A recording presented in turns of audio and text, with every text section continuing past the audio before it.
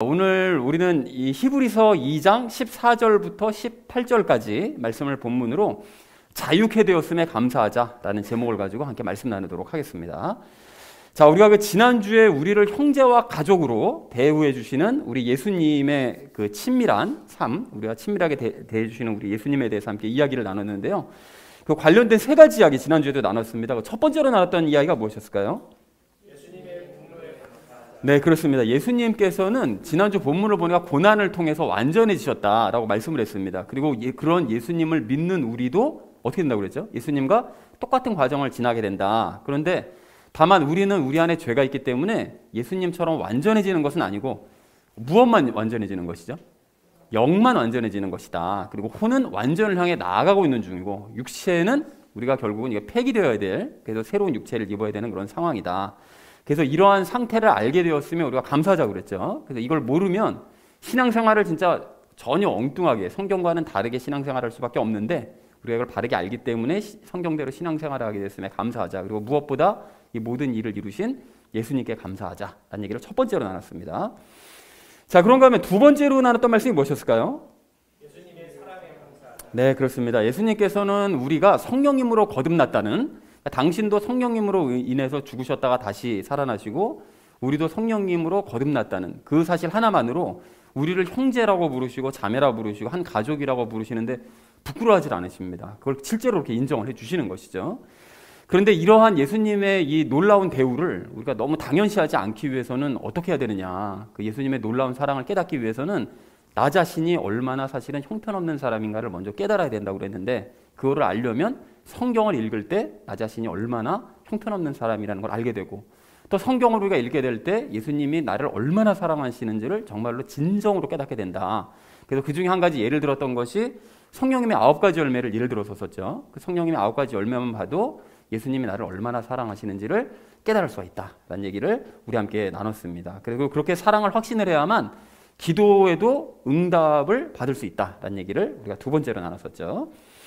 자, 그런가 하면 마지막 세 번째로 나눴던 말씀이 무엇이었을까요? 함께 해주심에 감사하자. 네, 그렇습니다. 지난주 그 본문 말씀을 보니까 예수님께서는 우리를 형제 자매로 대우를 해주시고요. 그리고 같은 눈높이에서 연합의 삶에 대해서 가르쳐 주시고, 그러면 우리가 예수님의 본을 따라서 하나님을 신뢰하는 삶을 살게 되니까 당연히 기도응답도 많이 받게 되고, 그렇게 되면 하나님을 기뻐하고 찬양할 수밖에 없겠죠. 그래서 예배당에 나와서 우리 하나님을 찬양할 때 예수님도 함께 우리와 함께 찬양을 하신다. 그러니까 일상적인 우리의 삶을, 신앙생활과 일상적인 삶을 모든 것을 다 함께 해주신다라는 것을 우리가 지난주에 이제 확인을 했죠. 그래서 이렇게 친밀하게 동행해 주시면 우리가 감사하면서 이 기회를 놓치지 말고 붙잡아야 된다고 그랬습니다. 그런데 예수님께서는 이러한 삶을 희한하게도 좁은 문이라고 말씀하셨어요. 참 좋아 보이는 삶인데 그게 왜 그렇다고 그랬느냐. 이 좁은 문이라고 말씀하신 이유는 이 모든 일들, 그러니까 예수님과 함께하고 예수님께서 말씀하시는 것을 이루는 삶이라는 건 사실은 그걸 말씀으로 바꾸면 결국 말씀을 깨닫고 말씀대로 실천하는 삶인데, 대부분의 사람들이 이걸 거부하기 때문에 사실은 이게 좁은 문이다 라는 얘기를 지난주에 확인하면서 세 번째 이야기를 그렇게 나눴습니다. 그래서 사랑하는 우리 나눔 믿는 교회 성도님들 모두는 우리를 형제 자매로 불러주시는 이 예수님의 공로와 또 그 사랑과 그 동행해 주심에 무한 감사하시는 저와 여러분 되어주시기를 다시 한번 주님의 이름으로 간절히 축원드립니다. 지난주는 우리가 나눴던 말씀이 예수님과의 그 친밀한 삶에 대해서 우리를 친밀하게 대우해 주시는 그 예수님의 삶에 대해 말씀했다면, 이번 주는 예수님께서 행하신 일들, 그 공로에 대해서 이제 말씀을 하십니다. 그래서 이번 주 주제를 이렇게 잡았는데요. 자유케 되었음에 감사하자. 우리를 사망의 권세로부터 자유케 해주신 우리 예수님께 감사하자라는 것을 주제로 각절 말씀 나누도록 하겠습니다. 먼저 14절 말씀 우리 함께 읽도록 하겠습니다. 그런즉 자녀들은 살과 피에 참여한 자들이므로 그분도 마찬가지로 같은 것의 일부를 취하셨으니 이것은 그분께서 죽음을 통해 죽음의 권능을 가진 자 곧 마귀를 멸하시고 라고 되어져 있습니다. 여기 그런즉이라는 것은 여러분과 앞에서 그 예수님께서 말씀하셨던 예수님이 우리를 형제요 자매요 가족으로 대우해 주신다는 그 이야기입니다. 그러니까 결국은 예수님과 그리스도인들은 한 가족인즉, 그래서 같아야 된다는 거죠. 모든 일들이 다. 그래서 예를 든 것이 자녀들은 살과 피에 참여했대요. 그러니까 즉 그리스도인들은 육체를 가지고 있다는 거죠. 육체를, 살과 피를 가진 그런 자들이므로 그분도, 예수님도 마찬가지로 살과 피를 가지고 계신다는 거예요. 근데 같은 것의 일부를 취하셨으니, 그러니까 예수님도 인간들과 마찬가지로 육체를 가지셨는데 왜 일부라고 말씀하셨느냐? 일부라고 말씀하신 이유는 예수님은 죄가 없으시기 때문에, 우리는 죄가 있지만 그분은 그게 통째로 없으시기 때문에 그 일부를 취해서 육체만 가지고 오셨다라고 말씀을 하고 있습니다.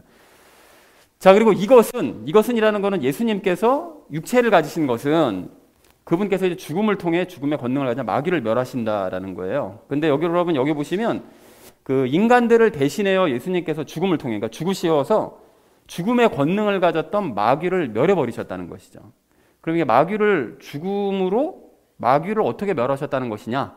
이 부분에 대해서는 제가 이제 적용 시간에 자세히 말씀을 드리도록 하겠습니다. 그리고 참고로 여기 죽음의 권능이라는 것은 그 마귀가 이제 죽음의 권능을 가지고 있다고 그러잖아요. 사람을 죽일 수 있는 권능을 가지고 있다는 거예요. 과거에.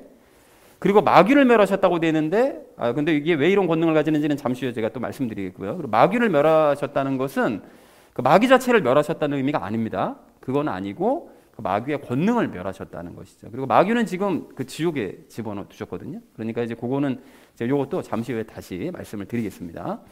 자, 14절 말씀을 이렇게 정리할 수 있겠는데, 그리스도인들이 육체를 가진 것처럼 예수님도 육체를 가지셨는데 왜 육체를 가지셨느냐? 이것은 인간을 대신하여 죽으셔서 마귀가 가진 죽음의 권능을 멸하시기 위해서 예수님도 육체를 가지고 이 땅에 오셨다라는 것이 14절의 의미가 되겠습니다. 자, 이어진 15절 말씀 우리 함께 읽도록 하겠습니다. 또 죽음을 두려워하여 평생토록 속박에 얽매인 자들을 건져내려 하심이라 라고 말씀하는데요. 이 평생토록 속박에 얽매였다고 되어 있는데 무슨 속박에 얽매였느냐? 그러니까 마귀가 죽음을 권장하니까 그 마귀에게 넘어가서 영원한 죽음을 죽기 싫으니까 그래서 속박에 얽매였다는 거예요. 그러면 뭐 마귀한테 얽매였다는 거냐, 아니면 뭐 죽음이라는 두려움에 얽매였다는 거, 여러 가지가 있을 수 있겠지만 제가 잠시 후에 다시 말씀드리겠으나 그 율법을 지키려고 노력한 그런 자들을 뜻합니다. 유대인들도 율법을 지키려고 노력했고 심지어는 믿지 않는 자들도 율법을 지키려고 노력을 해요. 그럼 믿지 않는 사람들이 율법을 모를 텐데 어떻게 율법을 지키지라고 생각하실 수 있는데 그 부분도 제가 잠시 후에 다시 한번 말씀을 드리도록 하겠습니다. 어쨌든 사람들은 죽기 싫어서 율법을 지키려고 노력을 하게 된다라는 것을 말씀하고 있는 거죠. 거기로부터 건져내신다는 거예요, 우리 예수님이. 제가 또한 죽음을 두려워하여 평생토록 율법의 속박에 얽매인 자들을 건져내시기 위해서 예수님께서 육체를 가지셨다는 거예요. 그 앞에 14절과 연결되는 거죠. 그 육체를 가지신 이유가 바로 그 마귀를 멸하기 위해서 또 율법의 속박에 얽매인 자들을 건져내시기 위해서 육체를 가지셨다라고 얘기했다는 것이 15절의 의미가 되겠습니다. 자, 이어진 16절 말씀 우리 함께 읽도록 하겠습니다. 진실로 그분께서는 자기 위에 천사들의 본성을 취하지 아니하시고 자기 위에 아브라함의 씨를 취하셨도다 라고 합니다. 그러니까 예수님께서 이제 육체로 오셨는데 육체로 오실 때 그 천사들의 본성을 취하지 않으셨대요. 천사들의 본성을 취하지 않으셨다는 것은 천사가 가지고 있는 능력조차 안 가지고 오셨다는 거예요. 그냥 순수하게 인간으로 오셨다는 것이죠. 그래야만 마귀의 권능을 멸할 수 있고 또 사람들을 율법의 속박에서 건질 수 있었기 때문에 이런 능력조차 안 가지고 그냥 오셨다는 거예요. 그리고 아브라함의 씨를 취하셨다고 되는데 여러분 잘 아시죠? 그 하나님께서 아브라함을 창세기 12장에서 부르실 때 너희의 씨가 라고 말씀하시잖아요. 그 씨가 예수 그리스도십니다. 그러니까 결국 이제 아브라함의 후손으로 오셨다는 거예요. 그런데 아브라함의 후손으로 태어나셨는데 사실은 그것은 결국 아무런 능력이 없는 그냥 보통 사람으로, 아브라함과 똑같은 육체를 가진 사람으로 태어나셨다라는 것을 이제 말씀하고 있는 것이죠. 자, 그래서 16절을 이렇게 정리할 수 있겠는데 참으로 예수님께서는 천사들의 능력조차 가지고 태어나지 않으셨고 그냥 아브라함의 후손으로 그냥 평범한 인간으로 태어나셨다라는 것이 16절의 의미가 되겠습니다. 자, 이어진 17절 말씀 우리 함께 읽도록 하겠습니다. 그러므로 모든 일에서 그분께서 자기 형제들과 같게 될 필요가 있었으니 이것은 그분께서 하나님께 속한 일들에서 흥률 많고 신실하신 대제사장이 되사 백성의 죄들로 인해 화해를 이루려 하심이라 라고 말씀합니다. 예수님께서는 육체를 가지고 오셨는데 그 육체를 가지고 오신 것이 아까 전에 그 죽음으로 그 마귀의 권세를 멸하시고 율법의 속박에 건져내셨다고 그러셨잖아요. 그런데 거기서 이제 한 가지를 더 이제 추가로 말씀하면서 앞으로 이어서 계속 이 부분에 대해서 얘기를 하는데 예수님은 대제사장이 되셨다는 거예요. 인간으로 오시되 인간 대제사장으로 이제 오셨다. 그 자격을 가지고 오셨다라고 이제 말씀하고 있습니다. 자, 그래서 모든 일에서 그분께서 자기 형제들과 같게 될 필요가 있었다는 것은 예수님께서는 모든 면에서 사람들과 똑같아질 필요가 있으셨다라는 그런 의미입니다. 자, 그래서 왜 사람이 되셨느냐? 하나님께 속한 일들, 그러니까 인간을 구원하시려는 그 하나님의 계획, 그 일들에서 어떤 것이 되시기 위해서 긍휼이 많고 신실하신 대제사장, 그러니까 예수님은 인간으로서 대제사장이 되시되 긍휼이 많고 불쌍히 여기시고 또 믿음이 충만한 그런 대제사장으로 이 땅에 오셨다는 거예요. 그런 인간 대제사장으로서 이제 오셨다는 것이죠.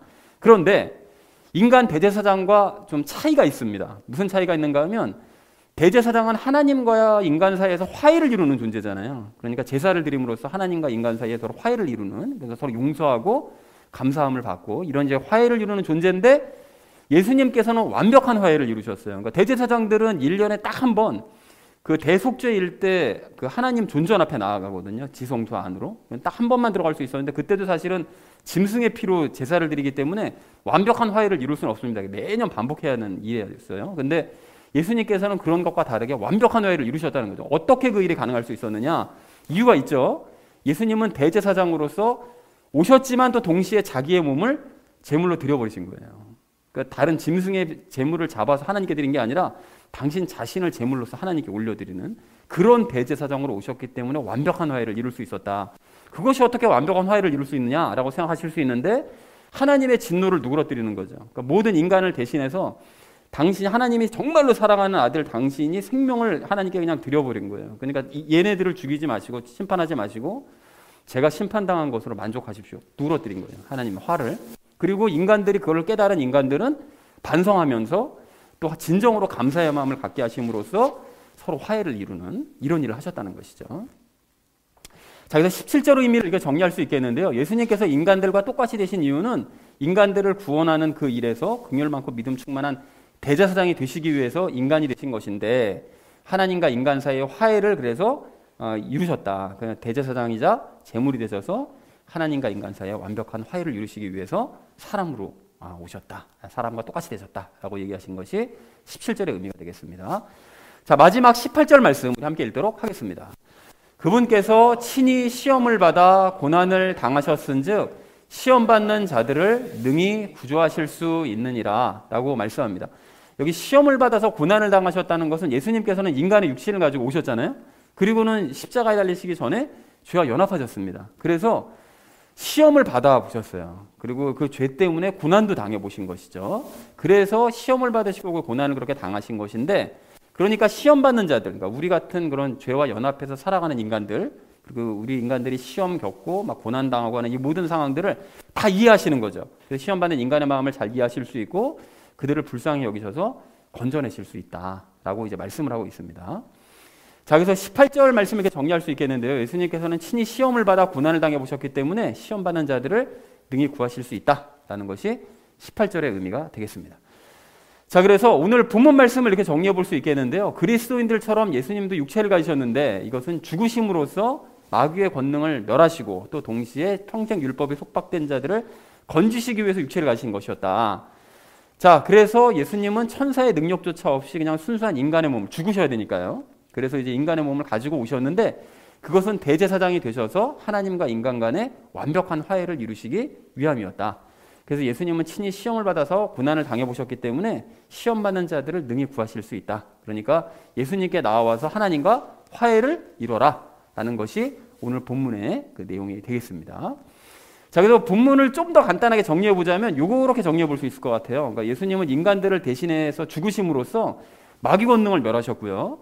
그리고 율법에 얽매인 자들을 자유케 하셨고요. 그리고 시험 당하는 자들의 심정을 잘 이해하시면서 그들을 구원하시는 이 모든 일들을 행하셨다. 죽음으로서의 모든 일들을 이루셨다라는 것이 오늘의 내용이 되겠습니다. 그래서 우리가 적용 시간에 세 가지 내용을 나눌 건데 첫 번째는 이제 마귀를 멸하시는 것에 대해서, 두 번째는 자유에 대해서, 세 번째는 시험에 대해서 함께 말씀을 나누도록 하겠습니다. 그래서 오늘의 결론이요. 자유케 되었음에 감사하자라는 것을 주제로 나머지 말씀 삶에 적용하면서 함께 말씀 나누도록 하겠습니다. 자유케 되었음에 감사해야 될 우리가 오늘 첫 번째로 함께 나눌 말씀은 마귀를 멸하셨음에 감사하자는 것입니다. 여러분 오늘 그 14절 마지막 부분을 좀 보십시오. 보시면 예수님께서는 마귀를 멸하셨다고 말씀하잖아요. 그런데 여러분 여기서 주의할 점이 있습니다. 아까도 조금 전에 설명드린 것처럼 예수님께서는 마귀가 가진 그 죽음의 권능을 멸하신 것이지 마귀 자체를 이제 완전히 멸하신 건 아닙니다. 그러니까 마귀는 마지막 심판 때 완전히 멸함을 받을 거예요. 근데 지금은 어디 있다고요? 네, 지옥에 있습니다. 그래서 이 부분에 대해서는 제가 잠시 후에 다시 한번 이 부분을 좀 말씀을 드리겠습니다. 자, 그렇다면 이 14절에서 말씀하시는 그 죽음의 권능 있잖아요. 마귀가 가진 죽음의 권능. 그러니까 마귀가 죽음의 권능을 가지고 있다는 게 도대체 무슨 뜻이냐?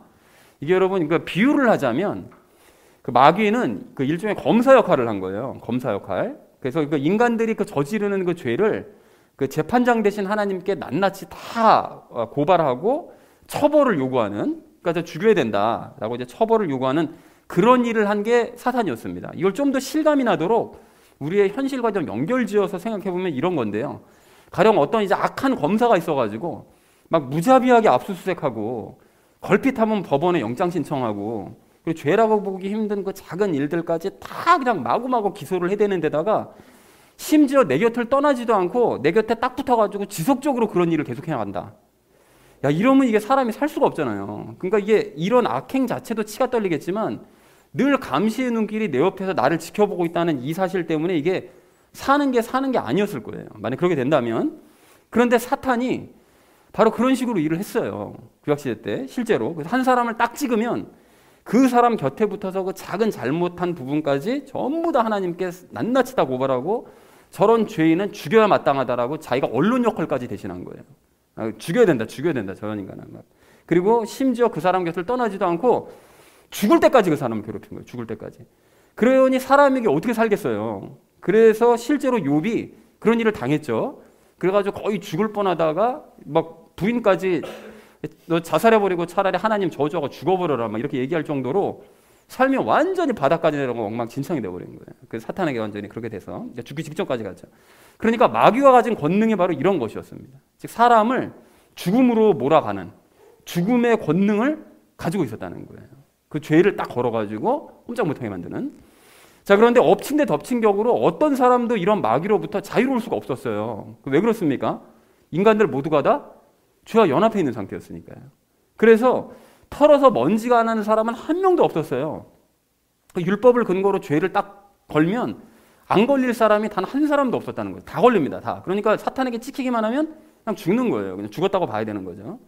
그리고 또한 하나님께서는 이제 공의로우신 분이시기 때문에 사탄이 만약에 그렇게 죄를 걸어서 고발을 하면, 고발 신청이 들어오면 그걸 처벌하지 않으실 수가 없었어요. 왜냐하면 그게 맞으니까.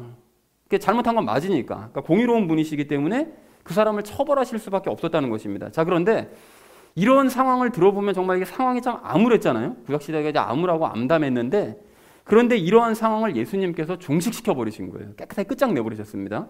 즉 예수님께서는 죽으심으로써 사탄의 권능을, 그런 가지고 있는 그 죽음의 권능을 멸해버리셨다, 박탈해버리셨다는 거예요. 그러면 질문이 생기잖아요. 아니 예수님께서 죽으셨다고 그래가지고 어떻게 사탄의 권능이, 그런 죽음의, 사람을 죽음으로 몰아갈 수 있는 권능이 박탈될 수 있는 것이냐.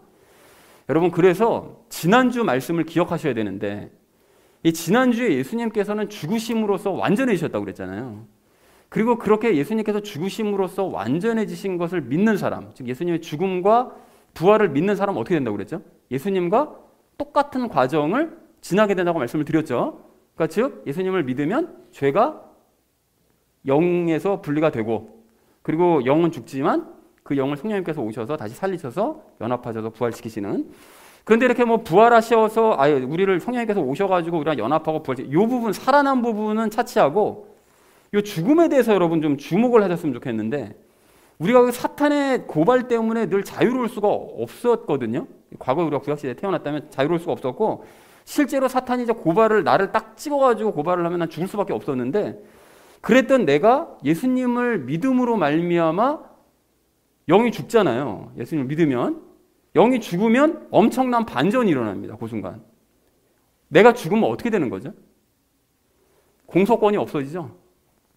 공소권이 없어집니다. 법률 용어로. 사람이 죽으면 검사가 딱 걔를 찍어가지고서는 고발을 잔뜩 해놨잖아요.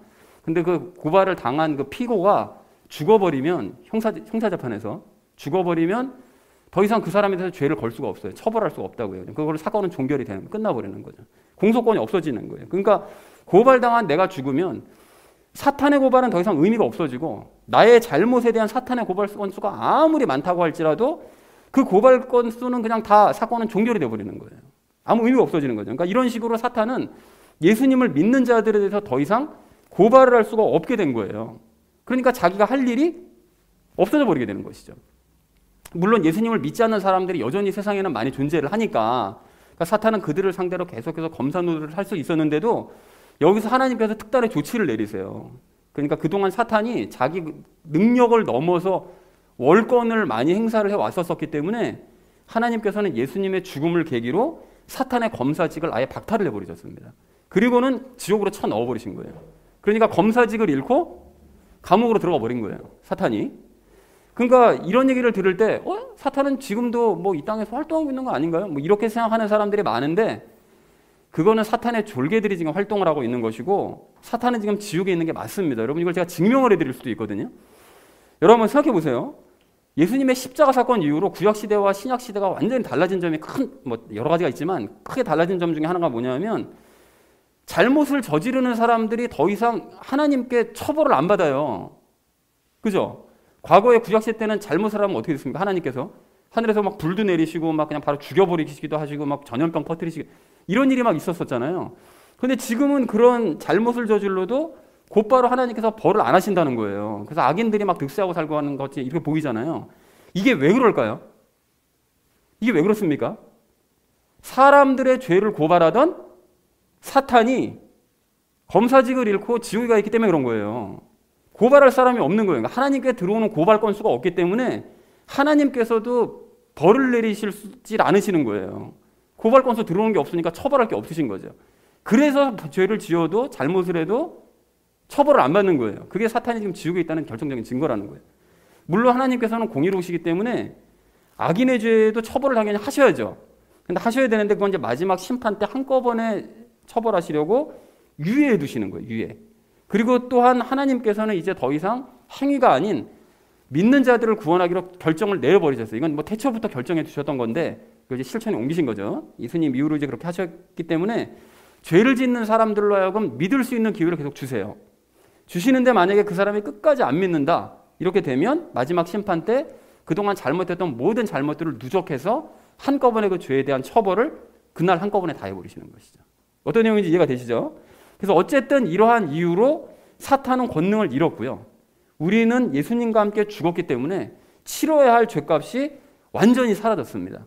기뻐해야 돼요, 여러분. 그러니까 이 사실이 지금 느껴지세요? 나는 죽었기 때문에, 예수님을 믿음으로 말미암아 죽었기 때문에 나에 대한 공소권은 다 없어져 버렸다. 그러니까 내가 어떤 죄를 저질렀든 앞으로 어떤 죄를 질 것이든 그 모든 죄들에 대한 공소권은 다 사라져 버렸다. 죄의 값은 더 이상 치를 일이 없다라는 것을 아시고 깨달으시고 기뻐야 된다는 거죠. 그렇다면 사랑하는 우리 나눔 있는 교회 성도님들 모두는 이러한 원리를 깨달으시고 모든 잘못과 모든 죄에 대하여 완전히 자유해지시기 바랍니다. 즉 과거에 아무리 큰 죄를 저질렀어도, 심지어 지금 내가 죄를 저지르고 있거나 앞으로 죄를 저지른다 할지라도 내가 죽은 것이 확실하다면, 이게 전제입니다. 죽지 않았으면 이건 난 여전히 뭐 죄인인 것이고, 죽은 것이 내가 확실하다면 이 모든 죄들에 대한 대가를 치르지 않게 되었음을 기억하시라는 거죠. 죽었으니까 끝난 거예요. 그리고 이 모든 일을 이루신 예수님의 그 공로와 사탄의 그 권능을 멸하시고 그 자격을 박탈하신 하나님께 진심으로 감사하며 기뻐하는 저 여러분 되어주시기를 주님의 이름으로 간절히 축원을 드립니다. 자유케 되었음에 감사해야 될 우리가 오늘 두 번째로 함께 나눌 말씀은 자유케 해주심에 감사하자는 것입니다. 여러분 오늘 15절 말씀을 좀 보십시오. 15절 말씀 보시면 사탄의 권능 때문에 죽음을 두려워해서 율법의 속박에 얽매인 자들이 있다고 말씀하시잖아요. 이게 맞죠? 그러니까 이 유대인들, 특히 유대인들은 기본적으로 아브라함의 후손이기 때문에 당연히 자기네들은 그냥 죽어서 영생한다고 생각을 해요. 하는데 문제가 뭐냐면 아합 같은 그런 악한 인간들은 당연히 구원 못 받는다. 아브라함의 후손이라 할지라도. 그건 뭐 다문화 당연한 얘기라고 생각을 합니다. 근데 혹시나 그렇게 영원한 죽음, 그러니까 자기도 모르는 그런 악한 일을 저질러서 그런 영원한 죽음에 빠지지 않기 위해서 그래서 이제 율법을 지키려고 노력을 한 거예요. 그러니까 그 구원받은 사람은 율법을 지킬 수밖에 없다 해가지고 열심히 노력해서 지키는 거죠. 근데 이건 우리도 마찬가지입니다. 우리가 이제 바른 믿음을 갖지 못했던 과거를 생각해 보면 우리는 지옥 가기 싫으니까 말씀을 노력해서 지키려고 했어요. 노력해서 열심히 지키면 왠지 천국 갈 것 같은, 왠지 그렇게 해야 될 것 같다는 그냥 생각이 드는 거예요. 느낌이 드는 거예요. 그런데 그렇게 해봐야 지옥 가는 것은 어차피 마찬가지입니다. 근데 지금도 이 원리를 깨닫지 못한 사람들, 그리고 방금 쉬는 시간에 우리 얘기 나눴던 것처럼 이 믿어야 된다는 이 원리를 깨닫지 못하는 사람들은 여전히 말씀을 자기 힘과 노력으로 지키려고 노력들을 한단 말이죠. 지금도. 자, 그리고 이렇게 두려우면 뭔가 이렇게 노력하려고 하는 바로 이 상태. 이거는 거의 본성에 가까운 일인데 불신자들도 그렇게 하거든요. 그래서 여러분, 그 하나님을 믿지 않는 사람들도 죽음에 대한 두려움이 갑자기 딱 느껴질 때 이 사람들이 어떻게 하는가 하면 갑자기 착하게 살려고, 막 선행하려고, 막 봉사하려고 막 해요. 그거 왜 그런가 하느냐? 자기 잘못한 일들을 퉁치려고. 그래서 뭔가 이렇게 봉사를 하고 선한 일 하면 이게 퉁쳐질 것 같으니까. 이런 느낌으로 노력하는 모습을 볼 수 있는 거죠. 그러니까 뭔가 자기 노력과 정성을 다해서 착한 일을 해야만 자기 잘못이 용서받을 것이라는 그냥 막연한 생각을 한다는 거죠. 그런데 이런 것들이 다 율법이에요, 여러분. 그래서 이게 또 성경에 기록되어 있습니다. 이 내용이. 그래서 로마서 2장 14절 15절을 보면 이렇게 말씀하는데 여러분 들어보십시오. 율법을 소유하지 않은 이방인들이 본성을 통해 율법 안에 들어있는 것들을 행할 때 이런 사람들은 율법을 소유하지 않아도 자기에게 율법이 되나니 이런 사람들은 또한 자기 양심이 증언하며 자기 생각들이 서로 고소하고 변명하는 가운데 자기 마음속에 기록된 율법의 행위를 보이느니라, 이렇게 말씀하세요. 그러니까 이게 물론 그 믿지 않는 사람들도 율법을 지키게 되는, 그래서 양심에 따라서 자기 착한 일을 하게 되는, 이게 전체적인 주된 내용이지만 이 내용에서 여러분 살펴볼 수 있는 게 뭐냐면 불신자들조차 자기의 양심이 율법이 되어서 율법적인 행위를 보인다는 거예요. 그리고 이렇게 되는 거는 본성에 속해 있다고 말씀을 하시더라는 것이죠. 그러니까 믿지 않는 사람들 이거는 본성에 속해 있는 일이라, 그러니까 뭔가 자기가 잘못하고 했을 때 뭔가 이렇게 선한 일을 해야만 용서를 받을 수 있을 것 같은 이런 막연한 느낌들을 가지고 있다는 것이죠. 자, 그래서 이렇게 죽음이 두렵고 벌이 두려운 사람들이요, 이런 사람들은 오늘 15절 말씀처럼 유대인이 됐든 기독교인이 됐든 불신자가 됐든 모두가 다 율법의 속박에 얽매일 수밖에 없습니다. 자, 그런데 방금 우리가 나눴던 그 적용일의 그 말씀이요, 그걸 깨달은 사람들, 즉 예수님을 진짜로 믿어서 진짜로 믿고 죽은 사람들, 이 사람들은 더 이상 이런 율법의 속박에 얽매일 필요가 없어요. 왜 그렇죠? 죽었으니까요. 죽었기 때문에 율법을 지키고 싶어도 죽은 사람은 율법을 지킬 수가 없는 거예요. 그러니까 율법에 매일 필요도 없는 거예요. 지킬 수가 없으니까. 그러니까 예수님을 믿고 죽은 우리는 더 이상 율법을 지킬 것이냐, 지키지 말아야 될 것이냐, 고민할 필요가 없습니다. 지킬 수가 없는 거예요. 그냥 죽었기 때문에. 죽은 게 확실하면. 물론 그리스도인들은 율법을 넘어서서 율법을 완성하는 일까지 해야 되는 것이 맞는데 그것은 노력으로 이루는 것이 아니라 뭘로 한다고요?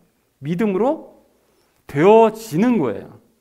믿으면 내 삶이 자기도 모르게 되어지는 거지, 그거를 막 지키려고 막 노력해야 되냐 말아야 되냐 고민하냐, 이게 아니라는 거예요. 되어지는 거지. 근데 이 부분은 오늘 주제에서 벗어나기 때문에 더 이상 말하지 않고 나중에 시간 내서 따로 말씀드리겠습니다. 어쨌든 다시 돌아와서 예수님을 믿고 죽은 우리는 이제 율법을 지키고 노력할 필요가 없을 뿐만이 아니라 어떠한 의무도 지킬 필요가 없어요. 왜 그렇다고요? 죽었으니까요. 죽었기 때문에 의무를 지키고 싶어도 지킬 수가 없어서 더 이상 의무에 대한 책임도 없다는 거예요. 그러니까 의무로부터, 이거 속박으로부터 벗어난 거예요. 좋죠? 이게 얼마나 참 좋은 일입니까? 기쁜 일이고. 그런데 의무를 지킬 필요가 없어진 우리는 동시에 어떤 권리도 주장할 수 없게 됐어요. 왜 그렇다고요? 죽었으니까요. 그리고 이제 우리는 죽었기 때문에 어떤 능력도 행할 수 없게 되었고 내 의지대로 행해서도 안 되고 심지어는 내 소망, 내 꿈, 내 계획, 기타 등등 여러 가지 죽기 전에 가지고 있었던 행했던 모든 것들을 이제는 다 행할 수도 없고 다 포기해야 되는 사람이 되었다는 것입니다. 죽었기 때문에요. 이 모든 것들이 다 과거권은 다 리셋이 되었다는 거야. 자, 그렇다면 이제 어떻게 살아야 되는 것이냐? 과거에 나는 죽었지만 예수님과 연합해서 새로운 생명이 된 나는 지금 살아있는 거잖아요. 그래서 이렇게 살아있는 나는 이제 어떤 삶을 살아야 되는 것인가 하면 예수님과 연합해서 새롭게 된 나는 예수님과 함께 하는 일만 할 수 있는 존재가 되었고 예수님과 함께하는 일만 의미가 있고 그 일에서 열매를 맺을 수 있는 그런 존재가 되었다는 사실을 속히 깨달아야 돼요. 여러분, 이게 이제 무슨 소리인지 예를 들어 드릴게요. 과거에 우리는 내가 가지고 있던 꿈과 계획이 있었습니다. 그런데 그 꿈과 계획이요, 예수님과 함께 죽은 이후로는 그 꿈과 계획이 이루어지지 않아요. 왜 그렇다고요, 여러분? 그건 예수님과 함께 세웠던 꿈과 계획이 아니라 죽기 전에 내가 혼자 세웠던 꿈과 계획이기 때문에 그 꿈과 계획을 이루어 보려고 여러분 온갖 수단을 다 동원하고 열심히 노력해서 그걸 지켜보려고 해도 그 일은 절대로 안 이루어집니다. 지금은 이루어지는 것처럼 보이지만 결국은 안 이루어져요. 그러니까 예수님께서 그렇게 되도록 내버려 두질 않으세요. 내가 혼자 세웠던 계획과 꿈인데 그거 이루어지도록 내버려 두시면 절대 그렇게 안 하세요. 방해하세요. 포기하게 하신다고요. 그래서 혹시 이게 되어도 문제예요. 왜 문제입니까? 그게 만약에 내가 세운 꿈과 계획이었는데 그게 됐어. 그럼 내가 죽은 게 아니거든요, 사실은. 내 예수님과 연합한 사람이 아니라고요. 그러니까 그게 꿈과 계획이 이루어져도 그게 문제인 거예요. 그게 더 큰 문제인 거예요. 그러니까 내가 정말로 죽은 게 맞다면 그 일이 되는 것처럼 보여도 결국은 되지 않아야 이게 정상입니다. 그런 꿈과 계획은 사실 생각해보면, 거듭난 이후에 생각해보면 좋은 것도 아니었어요. 그때 당시 정말 좋은 것이었거든요. 근데 좋은 것도 아니었다고요. 그런데 그런 꿈과 계획 말고 예수님과 함께 세운 꿈과 계획이요. 가령 예를 들어서 예수님을 닮는 꿈과 계획. 이거는 반드시 이루어져요.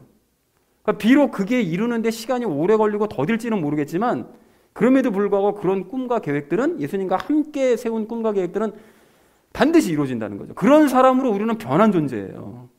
이걸 깨달아야 돼요, 여러분. 이거를. 나는 그런 존재 자체가 바뀌었구나. 이걸 깨달아야 된다고요. 그런가 하면 과거 여러분 죽기 전에 내가 가지고 있던 능력이 있었어요. 일을 할 때 어떤 능력이라든지 아니면 심지어 뭐 놀 때 어떤 발휘되는 능력이라든지 우리 각자 가지고 있는 능력이 있었는데 예수님을 진정으로 믿고 죽은 이후에는 과거의 능력을 발휘해 보려고 해도 이게 잘 안 된다는 사실을 깨달을 수가 있습니다. 여러분, 그게 왜 그러냐? 그 능력은 예수님과 함께 키웠던 능력이 아니라 내 혼과 육체가 과거에 혼자 길러왔던 능력이기 때문에 그 능력이 제대로 발휘되지 않게 예수님께서 만드시는 거예요. 그래서 가령 예를 들자면 뭐 소소한 거예요. 저 같은 경우에 과거에 제가 놀기를 좀 좋아해가지고 나름 가무에 좀 소질이 있었거든요. 춤추고 노래하고 막 이러는 거 굉장히 좋아했고 또 실제로 나름 소질도 있었어요. 그런데 예수님을 믿고 한참의 시간이 흐른 뒤에 오랜만에 정말 가요를 한번 불러본 적이 있었거든요. 정말 창피를 당했습니다. 목소리가 올라가질 않는 거예요. 야, 그래서 제가 진짜 너무 충격을 받았어요. 아니, 이게 어떻게 사람 목소리가 이렇게 바뀔 수가 있지 싶었는데 성가대에서 성가를 계속 하다 보니까 이게 막 잘 안 된 건가, 목소리 타입이 변해서 그런가, 별별 생각을 다 했는데 이게 능력이 사라져버린 거예요. 그리고 과거에는 코딩하는 걸 정말 재밌어해서 회사에서도 그 단순 작업 같은 거 코딩화 해가지고 3일에 일할 거 막 30분 만에 일 처리해버리고 막 나머지 시간 놀고 막 이랬거든요. 그런데 예수님을 믿고 난 이후에는 그런 능력도 흥미도 확 줄어드는 거를 느낄 수가 있다는 것이죠. 그래서 여러분도 과거에 가지고 있는 능력 생각해 보시면 있으실 거라고요. 그런데 여러분 그 능력 한번 발휘해 보세요. 그 능력과 관련된 일 한번 해보십시오. 이거 될 것 같죠? 그런데 그게 사실은 점차 안 된다는 것을 깨달으시게 될 거예요. 그러나 그런 능력이 아니라 예수님과 함께하는 능력이요. 뭐죠? 믿음의 능력이요. 믿으면 됩니다. 내 과거의 능력으로 어떤 일을 행하려고 하면 안 되는 것이 이제는 믿으면 돼요. 그게 때로는 더디고 때로는 잘 안 되는 것처럼 보이지만 예수님과 함께하는 능력이요. 그 믿는 일만 결국 되어진다는 것을 나중 시간 지나면 깨달아요. 아, 내가 이게 과거의 능력, 내 힘과 능력 가지고 했던 일들은 다 안 이루어지고 오직 믿은 일만 다 됐네. 이거를 깨달을 수가 있게 된다고요. 그런 존재로 우리가 변해버린 거예요. 그런가 하면 영적인 일도 마찬가지입니다, 여러분. 과거 내가 죽기 전에 우리 성경 읽고요, 기도도 했고요, 예배도 드렸었어요. 그런데 그때는 오늘 15절 말씀처럼 의무감에 속박이 되어서 마지못해서 성경 읽고 마지못해 기도하고 마지못해 예배 드렸거든요. 그런데 그런 신앙생활은 결코 오래갈 수가 없습니다. 그래서 성경 좀 읽다가 안 읽게 돼요. 기도 좀 하다가 기도도 안 하게 돼요. 예배를 드려도 아무리 열심히 예배를 많이 드리고 횟수 그냥 더 많이 드리고 했었지만 예배 드리는 중에 아무 감동이 없는 거예요. 깨닫는 것도 없어요. 영과 진리로 예배 드리는 게 뭔 뜻인지도 몰라요. 그냥 참석만 하는 거예요. 그냥 왔다 갔다만 하는 거예요. 그렇게 하고 예수님과 함께, 지난주 말씀드렸죠? 예수님께서 예배당 오셔서 함께 찬양하신다고? 그 찬양하시는 것도 느껴지질 않는 거예요. 나 혼자 노래 부르고 있는 거지 찬양하는 게 아닌 거예요. 그런데 죽고 난 다음에 예수님과 그 모든 일들을 함께 하면 어떻게 되느냐? 즉 예수님과 함께 성경을 읽고 예수님과 함께 기도하고 예수님과 함께 예배당에서 찬양하면서 예배를 드리잖아요. 그러면 그런 사람은 성경 읽지 말라고 그래도, 기도하지 말라고 그래도, 예배 오지 말라고 그래도 악착같이 예배 드립니다. 절대로 말릴 수가 없어요. 그런 사람은 성경 읽지 말라고 그래도 악착같이 읽어요. 시간을 내서 악착같이 기도한다고요. 완전히 변해버린 거예요, 사람이. 자, 그러면 뭘 할 수 있느냐? 죽기 전에 내가 혼자 세웠던 꿈과 계획들, 내가 가지고 있었던 능력들, 내 노력으로 행했던 영적인 행위들, 모든 것이 다 아무런 의미가 이제는 없어지고 지금도 내 힘으로 혼자 그것들을 계속 행한다면 결국은 다 그 모든 일들은 실패할 수밖에 없다라는 사실을 우리가 알 수 있다는 거예요. 지금은 잘 되는 것처럼 그 일들이 뭐 잘 진행되는 것 같은데? 라고 생각되는 것처럼 보여도 결국에는 아무런 열매도 없이 허무한 결과만 떠안게 된다는 거죠. 이게 과거의 속박으로부터 벗어나게 하시려는 예수님의 계획인 거예요. 너 과거대로 그대로 살 거야? 이거 안 되는 거 내가 보여줄게. 앞으로 10년이 되든 20년이 되든 절대 이거 안 된다는 거 내가 보여줄게. 이렇게 되는 거예요. 과거의 속박으로부터 벗어나게 하시려고. 그런데 제가 이렇게 열심히 말씀을 드려도 사실 이건 모두가 다 각자가 체험을 해보셔야 돼요. 이걸 뭐 듣고 동의가 되네 라고 생각되더라도 동의만 가지고 안 되거든요. 체험을 실제로 하셔야 돼요. 하셔서 오랜 시간에 걸쳐서 각자가 이런 체험을 해야만 오늘 드린 이 말씀이 진정으로 무슨 뜻인지가 이해가 될 수 있다는 거예요. 그리고 이걸 깨닫게 되면 최종적으로 어떤 마음이 드느냐. 나는 예수님 없이는 아무것도 할 수 없는 존재가 된 게 맞구나. 이거 깨닫는 거예요. 이 사실 깨닫게 되는 거예요. 죽었으니까 사실은 당연한 것이었던 거예요. 사실은 생각해보면 내가 죽은 사람이니까 예수님 없이 뭘 할 수가 있겠어요. 그거를 체험적으로 나중에 깨닫게 되는 거예요. 그리고 그렇게 되면 자신이 이제까지 혼자 세웠던 계획과 꿈, 또 과거의 능력, 의무감으로 행했던 모든 영적인 일들 다 버립니다. 스스로 자발적으로. 다 버리고 예수님과 이제 함께 계획하고 예수님과 함께 꿈꾸고 예수님과 함께 믿음의 능력으로 이제 일을 하고 예수님과 함께하는 영적인 활동들을 점차 계속하게 되는 거예요.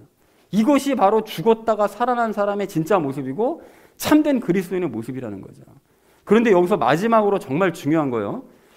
아니 근데 얘기를 듣다 보면 이렇게 살면 이거 내 마음대로 하는 삶이 아니라서 이런 삶이야말로 오늘 15절 말씀처럼 속박된 삶 아닌가? 아니 뭐 내가 하고 싶은 대로 하지도 못하고 이게 무슨 자유야, 이게 속박된 삶이지 라고 생각할 수 있는데 놀랍게도 이런 삶을 살게 되잖아요. 그럼 자신이 진정 자유한 삶을 살고 있다는 걸 깨닫게 되는 거예요. 여러분 내 마음대로 하던 그 과거의 삶이 사실은 그게 속박이었구나. 내가 지금 되지도 않는 그런 일을 내 꿈과 내 계획과 내 생각과 내 의지를 가지고 그 속박의 굴레 안에서 벗어나지 못하고 살고 있었구나. 이거를 깨닫게 되는 거예요. 그래서 예수님께서 그거로부터 건져내시는 거예요. 나와 함께 한 모든 일들을 행해야 할 때만 너가 행하는 모든 일들이 의미가 있다. 너가 살아가는 그 모든 삶이 의미가 있다. 이걸 깨닫게 하시는 것이죠. 사랑하는 우리 나눔 있는 교회 성도님들 모두는 오늘 부활절을 맞아서 이 설교를 들으시는 중에 그동안 내가 행했던 일들, 내 삶, 이게 왜 잘 안 풀렸던 것인지를 크게 깨닫는 깨달음이 임하게 되시기를 축복합니다. 과거의 방식대로 살았기 때문에, 과거의 일을 계속 해왔기 때문에, 과거에 속박돼 있었기 때문에 이 모든 일들이 이루어지지 않고 내 인생이 이렇게 꼬여왔던 것이었구나. 그리고 오늘 이 말씀의 원리를 속히 체험적으로 깨달으셔서 율법에 대한 속박뿐만이 아니라 죽기 전에 모든 과거의 속박으로부터 여러분 벗어나시고 진정한 자유와 기쁨이 마음에 샘솟으시기를 축복합니다. 그래서 이러한 자유를 주신 예수님께 진심으로 감사하는 저와 여러분 되어주시기를 주님의 이름으로 간절히 축원을 드립니다. 자, 자유케 되었음에 감사해야 될 우리가 마지막 세 번째로 나눌 말씀은 시험에서 건져주심에 감사하자는 것입니다. 여러분 오늘 18절 말씀을 좀 보십시오. 보시면 예수님께서는 친히 시험을 받아 고난을 당해보셨기 때문에 우리를 구원하실 수 있다고 말씀하세요. 그러니까 우리 심정을 아신다는 거예요. 여러분 앞에서 우리가 예수님과 함께 하지 않는 일들은 다 무용지물이 되고 결국 예수님과 함께하는 일만이 결국 의미가 있고 열매를 맺는다 이렇게 말씀을 드렸는데 그런데 이러한 삶을 체험적으로 깨닫게 될 때까지는 우리가 시험 들거든요. 야 진짜 이렇게 살아야 되는 게 맞나 이게? 내 뜻대로 할 수 있는 게 아무것도 없단 말이야. 이런 것 때문에 시험 들면서 힘들 때가 분명히 있어요. 그리고 실제로 이런 삶을 살게 되더라도 죄가 다시 살아나면 야 그래도 내가 뭔가 혼자 행할 수 있는 일이 있지 않을까? 그래도 예수님도 이런 거 허락해 주시지 않을까? 이런 거 행하다가 또다시 시험에 들기도 하고 막 이러거든요. 근데 이럴 때 시험에 들고 힘든데 그럴 때 예수님께서 우리를 보고 뭐라 그러실 것이냐. 마치 중대장들처럼 난 너희한테 실망했다. 뭐 이런 거 말씀하시느냐. 여러분 절대 그러지 않으세요. 예수님께서 우리 심정 아신다고요. 그러면 질문이 생기잖아요. 아니 예수님께서는 우리처럼 죄도 없으신 분이신데 어떻게 아까 전에 일부를 취하셨다고 돼 있잖아요. 죄 없이. 근데 죄도 없으신 분인데 어떻게 죄에 물든 우리의 심정을 아실 수가 있는 거지? 라고 생각하실 수 있는데 예수님께서는 십자가를 지실 때 죄와 연합해 보셨기 때문에 죄된 우리의 마음과 심정을 너무나 잘 이해하신다는 거예요. 여러분, 제가 예전에도 말씀드렸던 것 같은데 하나님께서는 우리를 만드셨기 때문에 우리를 속속들이 다 아시거든요. 모르는 게 없으세요. 이해할 수 없는 것이 없으세요. 그래서 왜 우리의 머리털까지 다 세신받으셨다고 그러셨잖아요. 나는 하루에 머리카락이 몇 개 빠지는 것조차 모르는데 머리 개수를 전체를 다 아신다고요. 우리 하나님은 나에 대해서 속속들이 다 아세요. 그런데 그렇게 전지하신 우리 하나님께서 단 한 가지만큼은 우리를 이해할 수 없는, 모르시는 부분이 있으세요. 아니, 하나님이신데 그걸 모르는 부분이 있을 수가 있나라고 생각될 수 있는데 그게 뭔가 하면 죄에 물든 우리의 마음을 이해하실 수가 없다고요. 왜냐하면 하나님께서는 거룩한 분이시기 때문에, 죄와 가까이 하실 수 없는 분이시기 때문에 죄에 물든 우리가 죄에 충동질 당할 때 그 순간 느끼는 그 마음을 이해하실 수가 없는 거예요. 그분은 거룩하신 분이 죄와 함께 할 수 없으니까. 해본 적이 없으니까. 이해가 안 되는 거죠. 그런데 하나님의 아들 되신 예수님께서 오늘 17절 말씀처럼 모든 일에서 우리와 같이 되셨잖아요. 그래서 결국은 죄와 연합하는 체험까지 우리와 갖게 되셨어요. 죄를 체험하셨다고요. 그래서 우리의 마음 깊은 것까지 완벽하게 이해를 하시게 되신 거예요. 하나님께서. 그 모르셨던 부분까지 저것들은 왜 저렇게 행하지? 저 와중에 아니 왜 저렇게 악을 행하는 거야? 이렇게 하셨던 분이 그 마음을 이해하게 되신 거예요. 죄와 연합해 보셨으니까. 그래서 가령 예수님께서 여러분 십자가에 못 박히는 게 하나님의 뜻인 걸 아셨잖아요. 그런데 죄의 잔을 마시고 난 다음에는 예수님이 어떻게 변하시죠? 이 잔을 내게서 옮겨달라고 그러시잖아요. 마시기 전에. 이게 벌써 이 죄와 연합을 하게 되고 죄를 이제 아시게 되니까 당신 뜻이 아닌 아버지의 뜻대로 되기를 원한다고 말씀은 하셨으나 이런 불순종의 모습을 보이기 시작하시는 거예요. 죄와 연합되기 시작하면서 이게 죄 때문에 이렇게 된다는 거죠. 그리고 하나님의 우리가 계획을 따르지 않고 그래서 내 고집, 내 계획대로 일을 진행하려고 하게 될 때 그 악한 마음 있잖아요. 그 거부하고 불순종하고 내 뜻대로 좀 이거 하면 안 돼요? 라고 하는 이 마음을 그래서 예수님께서 이해하실 수 있는 거예요. 예수님도 그렇게 해보셨으니까. 죄와 연합돼서 그런 마음을 품어보셨으니까. 그리고 또한 예수님께서는 성부 하나님의 능력으로 수없이 많은 기적들을 이 땅에 오셔서 행하셨었잖아요. 그런데 죄와 연합하시면서 그 많은 능력들을 한꺼번에 다 잃어버리는 체험을 하셨다고요. 능력이 더 이상 발휘가 안 되시는 거예요. 왜냐하면 순수한 인간이 되셨으니까. 하나님이 그 안에 계신 하나님이 떠나버리셨으니까. 십자가에 못 박히기 전에. 그래서 십자가에서 내려와 보라고 막 사람들이 얘기하잖아요. 예수님께서 내려가고 싶어서 내려가실 수가 없었어요. 능력이 사라져버렸으니까. 그런데 그렇기 때문에 우리가 아까 전에 말씀드렸던 건 과거의 능력이요. 내가 가지고 있었던 그 정말 괜찮았던 그 능력들 다 잃어버리고 그 능력을 발휘하지 못할 때 느끼는 그 상실감을 그 누구보다 잘 이해하실 수 있는 분이 바로 예수님이세요. 예수님도 체험하셨으니까. 또한 예수님께서는 죄와 연합하시고 십자가에 못 박히셨을 때 어찌하여 어제 큐티 보셨죠? 어찌하여 나를 버리셨나이까. 하나님 원망하면서 의심하시잖아요. 나 버리신 거 진짜 맞나? 나 저 버리셨나 봐. 나 진짜 이거 저주받고 끝나는 건가 봐. 이렇게 되셨거든요. 하나님의 아들이신데 어떻게 그런 고백이 나옵니까? 그게 바로 왜 그래요? 죄와 연합되어 있으니까 그렇게 의심이 되는 거예요. 그리고 그렇기 때문에 우리가 신앙생활하면서 종종 의심의 마음 품는 거예요. 그렇기 때문에 이해하시는 거예요. 이렇게 예수님께서는 우리의 죄된 심정까지 너무나 잘 이해하시고 우리를 아시기 때문에 오늘 18절에 있는 말씀처럼 우리를 도우실 수 있는 것입니다. 자, 그렇다면 예수님과 여러분 함께 일하지 않고 혼자 일하셔서 결과적으로 시험에 들고 괴롭고 힘들 때 그럴 때 괴로워만 하지 마시고 그 심정을 예수님께 고백하시기 바랍니다. 또한 내 꿈과 계획을 포기해야만 할 때 생기는 그 두려움과 그 분노의 마음을 예수님께 고백하시기 바랍니다. 그리고 혼자 노력해서 말씀을 읽고 기도하고 예배를 드릴 때 아무런 느낌도 없고 열매도 없는 데서 오는 그 허무한 마음을 예수님 앞에 고백하시기 바랍니다. 그렇게 하시면 우리의 모든 심정을 속속들이 아시는 우리 예수님께서는 우리의 마음을 부드럽게 위로하시고 우리를 납득시키시고 설득하실 줄로 이렇게 믿습니다. 그리고 그러한 위로를 받고 납득이 되면 우리는 예수님과 연합해서 살아가는 삶을 더욱 수월하게 살 수 있게 될 줄로 이렇게 믿습니다. 자, 그리고 이제 오늘 말씀을 전체적으로 여러분 다시 한번 이렇게 쭉 생각해 보세요. 예수님께서는 마귀의 권능을 멸하셨죠. 그리고 우리에게 자유를 주셨죠. 과거의 속박으로 벗어나서 자유를 주셨고, 그리고 우리가 시험 들 때마다 우리를 위로해 주시고 설득도 해 주신대요. 그러니까 한마디로 예수님께서는 처음서부터 끝까지 우리가 예수님과 함께하는 삶을 살 수 있도록 준비를 다 해주신 거예요. 마귀 권세를 멸하시고 자유케 해주시고 시험 들 때마다 우리를 위로하시고. 그러니까 이 모든 사실을 여러분 깨달으시고 예수님과 함께하는 삶을 내가 살겠노라고 나만 결심하면 됩니다. 준비는 다 돼 있어요. 나만 결심하면 돼요. 그러니까 부활절을 맞은 오늘 우리 모두가 단 한 명도 빠짐없이 그렇게 결심하게 되기를 축복합니다. 사랑하는 우리 나눔 있는 교회 성도님들 모두는 죄를 경험해 보셨기 때문에 우리의 밑바닥까지 다 이해하시는 예수님께 감사하시기 바랍니다. 그리고 시험에 들 때마다 우리를 시험에서 능히 구조하실 수 있는 예수님께 모든 것을 다 고백하시기 바랍니다. 그렇게 하셔서 예수님과 함께하는 삶을 살아가는 저 여러분 되어주시기를 주님의 이름으로 간절히 축원을 드립니다. 자유케 되었음에 감사하자라는 것을 주제로 말씀 나눴는데 첫 번째로는 우리 마귀를 멸하셨음에 감사하자고 말씀을 드렸었죠. 자, 그래서 사탄은 사람들의 죄를 고발해서 이것에 이르게 하는 권능을 가지고 있었어요. 뭡니까?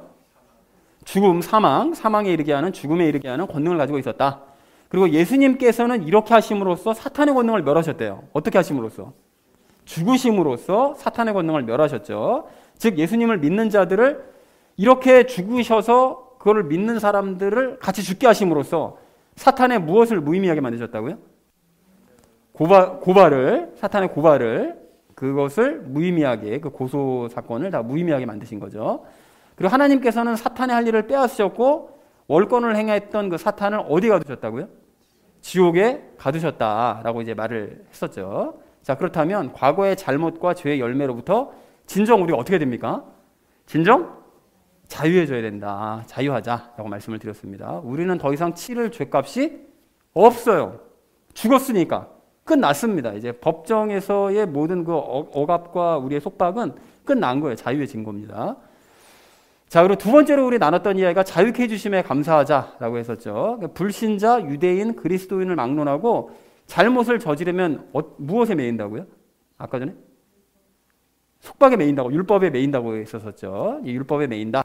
그런데 참된 믿음으로 이렇게 하는 사람은 율법에 매일 필요가 없죠. 참된 믿음으로 어떻게 된 사람이요? 참된 믿음으로 죽은 사람은 더 이상 율법에 매일 필요가 없습니다. 죽었으니까 지킬 필요도 없고 의미도 없어요. 그래서 더불어서 모든 의무와 권리와 능력과 의지와 소망과 꿈과 계획도 다 사라진 거예요. 죽음으로써. 과거와는 완전히 단절이 돼버린 거죠. 자, 그래서 죽기 이전에 혼자 세웠던 꿈과 계획, 자기만의 능력, 영적인 노력은 아무런 무엇도 맺을 수 없다고요? 열매도 맺을 수 없습니다. 이거 의미가 없어요. 이제 해보시면 아는데 이게 내가 과거에 세웠던 꿈과 계획, 내가 발휘하는 능력, 영적인 노력, 시간 지나서 보면 아무 의미도 없어집니다. 해도 안 돼요. 열심히 해도 안 되고 안 해도 안 돼요. 그걸 깨닫게 되는 거죠. 자, 그래서 이분과 함께 세운 꿈과 계획, 이분과 함께하는 능력, 이분과 함께하는 영적인 활동만이 의미가 있다고. 공통적으로 들어갈 말은 예수님과 함께하는 꿈과 계획, 함께하는 능력, 함께하는 영적인 활동, 이것만이 의미가 있습니다. 이런 사람으로 변한 거예요, 우리가. 그래서 이 모든 것을 어떻게 해야만 진정으로 깨달을 수가 있다고요? 이걸 머리로만 아는 게 아니라 이걸 모든 것을 체험을 해야만, 삶으로 체험을 해야만 진정으로 깨달을 수 있는 거예요. 그래서 아무리 얘기해봐야 이게 소용이 없습니다. 설교 아무리 많이 듣고 말을 많이 듣고 이해해봐야 소용이 없어요. 체험을 해야 돼요. 그래서 과거로부터 단절이 되어야만 진정 삶의 의미가 있어지게 되는 거죠. 그리고 이것을 깨달을 때 속박에서 벗어나서 진정한 어떤 것과 기쁨을 느낄 수가 있다. 진정한 자유와 기쁨을 느낄 수가 있습니다. 진짜 과거의 속박으로부터 벗어나는 게 이게 자유구나. 이런 걸 깨달을 수가 있는 거죠. 자, 마지막 우리 세 번째로 나눴던 것이 시험에서 건져주심에 감사하자고 그랬는데요. 예수님께서 우리의 죄된 마음을 이해하실 수 있는 것은 이것과 연합하는 체험을 하셨기 때문에, 죄와 연합하는 체험을 하셨기 때문에, 그리고 이거와 연합하셨던 예수님께서는 하나님의 뜻을 거역하기도 하시고 능력을 일으키기도 하시고 의심도 하셨죠. 무엇과 연합하셨던, 죄와 연합하셨던 예수님이 우리가 경험했던 모든 것을 다 예수님도 경험을 해보셨습니다. 그러므로 시험에 들 때 우리의 심정을 이해하시는 예수님께 모든 것을 어떻게 하라고요? 고백해야 됩니다. 자꾸 부끄러워하지 말고, 내가 부끄러운 일을 저질렀을 때 아무 일도 안 하고 가만히 침묵하지 마세요. 예수님 진짜 싫어하시거든요. 그거. 너 잘못하는데 나한테 할 얘기 없어? 근데 끝까지 침묵하고 아시겠지 이러고 있으면 안 됩니다. 고백하셔야 돼요. 그래야 예수님께 위로받습니다. 꼭 그렇게 하셔야 됩니다. 부끄러워하지 마시고. 자, 그래서 그래야 할 때 우리의 마음을 어떻게 하시고 설득하시는 예수님을 느낄 수가 있다고요? 우리의 마음을 위로해 주시고 그리고 설득해 주시는 예수님을 느낄 수가 있다. 그래서 모든 것을 준비해 주신 예수님께 감사하면서 예수님과 함께하는 삶을 살겠다고 결심하는 오늘이 되기를 소망을 합니다.